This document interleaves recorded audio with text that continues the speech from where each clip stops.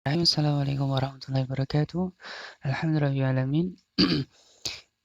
Hamdan katsiran thayyiban mubarakan fihi kama yuhibbu rabbuna wa yarda. Asyhadu an la ilaha illallah wahdahu la syarika lah wa asyhadu anna Muhammadan abduhu wa rasuluhu sallallahu alaihi wa ala alihi wa sahbihi wa tabi'in wa tabi'ut tabi'in wa man tabi'ahum bi ihsanin ila yaumiddin. Ikhwanuddin rahimani wa rahimakumullah, barakallahu fikum. Alhamdulillah di kesempatan kali ini kita bisa bertemu kembali dan insyaallah kita akan melanjutkan pelajaran kita di pelajaran sirah. Nah, barakallahu fikum. Di pelajaran sirah kali ini kita akan melanjutkan atau akan membahas khalifah ya dari Daulah Abbasiyah, yaitu Muhammad Al-Mahdi bin Al-Mansur. Nah, barakallahu fikum. Jadi ini khalifah setelah khalifah yang mulia Abu Ja'far Al-Mansur. Nah, Muhammad Al-Mahdi ini adalah putranya. Nah, barakallahu fikum. Yang pertama kita akan bahas tentang biografi atau riwayat hidupnya. Beliau lahir di kota Humaimah, nah, pada tahun 126 Hijriah. Orang tuanya ya yaitu Abu Ja'far Al-Mansur ya sangat perhatian ya dengan pendidikan putranya ini sehingga dia menjadi seorang yang fasih dan cakap dalam bahasa Arab ya, dan juga nanti dia akan sangat dicintai oleh rakyatnya. Nah, barakallahu fikum. Kemudian beliau menjadi khalifah ya dari tahun 158 Hijriah sampai dengan 169 Hijriah. Nah, beliau adalah seorang khalifah yang sangat dicintai oleh rakyatnya ya, karena beliau adalah seorang yang sangat dermawan ya, kemudian juga menghilangkan kezaliman ya yang terjadi pada masa kekhalifahannya. Nah, barakallahu fikum. Kemudian perkara-perkara penting yang dilakukan oleh Khalifah Al-Mahdi diantaranya adalah ya pembebasan seluruh tahanan ya, kecuali bagi mereka ya yang mempunyai urusan darah atau ya bagi tahanan yang berbuat kerusakan di muka bumi. Nah, ini yang pertama. Yang kedua adalah meminta keriduan terhadap keturunan Ali bin Abi Thalib. Nah, kemudian sangat perhatian terhadap urusan kezaliman ya, jadi menumpas kezaliman ya yang terjadi pada rakyatnya. Kemudian juga membuat rumah sakit bagi orang-orang yang sakit ya, dan juga memberi kepada orang-orang yang sakit itu bantuan agar mereka tidak meminta-minta. Nah, kemudian ya membangun tempat peristirahatan ya untuk para jemaah haji sepanjang jalan Makkah dan Irak, membuatkannya sumur, tempat penambatan unta dan lain-lainnya ya, dengan tujuan untuk ya semakin nyaman bagi orang-orang yang ingin melaksanakan haji ke Mekah. Nah, barakallahu fikum. Kemudian melakukan perluasan Masjidil Haram dan juga Masjid Nabawi. Taib. Ini diantara perkara yang dilakukan oleh Khalifah Muhammad Al-Mahdi. Kemudian wafatnya, beliau wafat pada tahun 169 Hijriah ya. Beliau menjadi khalifah selama 11 tahun. Kemudian menyerahkan kekhalifahan kepada putranya yaitu Al-Hadi, setelah itu kepada saudaranya yaitu Harun Ar-Rasyid. Nah, barakallahu fikum. Ini sekilas ya tentang Khalifah Muhammad Al-Mahdi bin Al-Mansur. Nah, barakallahu fikum. Baik. Selanjutnya kita ke khalifah setelahnya, yaitu Khalifah Harun Ar-Rasyid. Ini khalifah yang mulia dari Daulah Abbasiyah. Nah, barakallahu fikum. Kita pertama akan membahas nasab dan kelahirannya.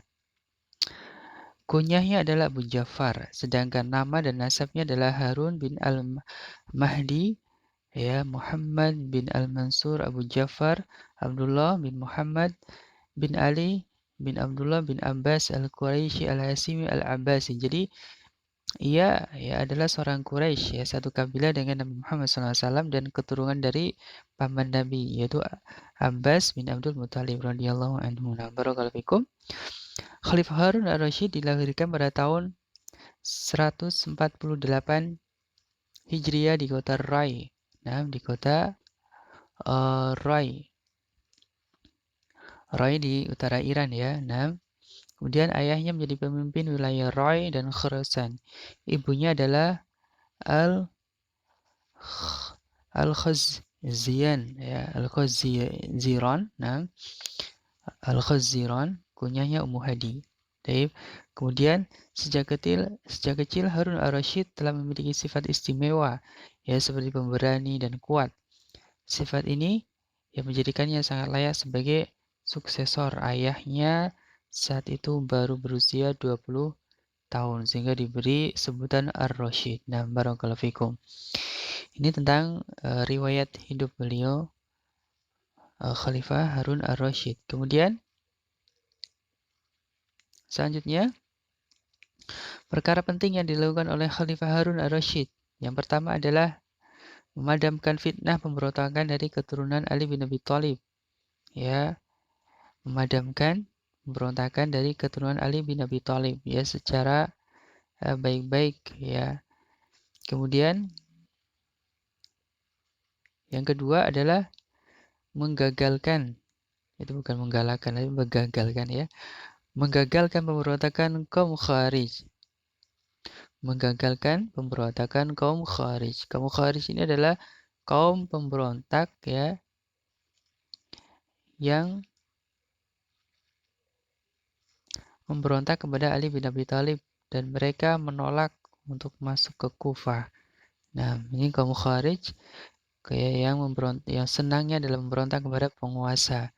Nah, ini berhasil ditumpas oleh Khalifah Harun ar-Rasyid di bawah pimpinan Yazid bin Mazid Asy-Syaibani. Nah, barakallahu fikum. Di mana waktu itu pemimpin kaum Khawarij adalah Al-Walid bin Tharif Asy-Syara'i ya. Nah, barakallahu fikum. Dan yang ketiga, dari perkara penting yang dilakukan oleh Khalifah Harun ar-Rasyid adalah memadamkan fitnah Al-Baramik, yaitu keluarga Persia yang menguasai kementerian pada zaman Harun ar-Rasyid. Jadi, keluarga Baramik ini melakukan ya itu melanggar hak kekuasaan khalifah ya sewenang-wenang kepada rakyat sehingga ya di apa fitnahnya dipadamkan nah, atau diberantas oleh Khalifah Harun ar-Rasyid. Nah, barakallahu fikum.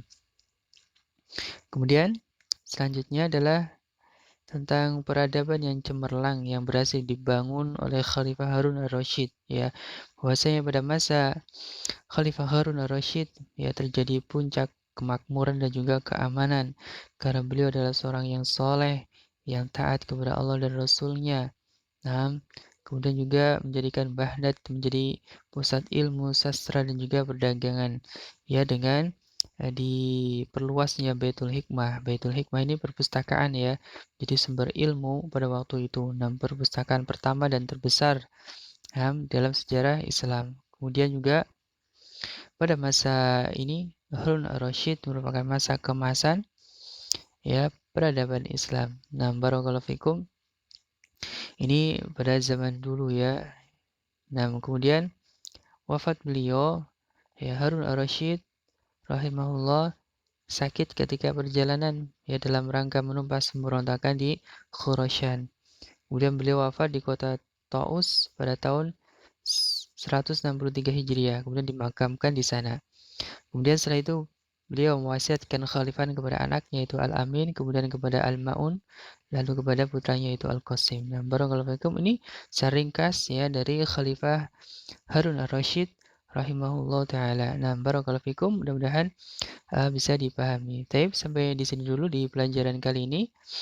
Wallahu taala alam, subhanakallahumma hamdika asyhadu an la ilaha illa anta astaghfiruka wa atubu ilaik.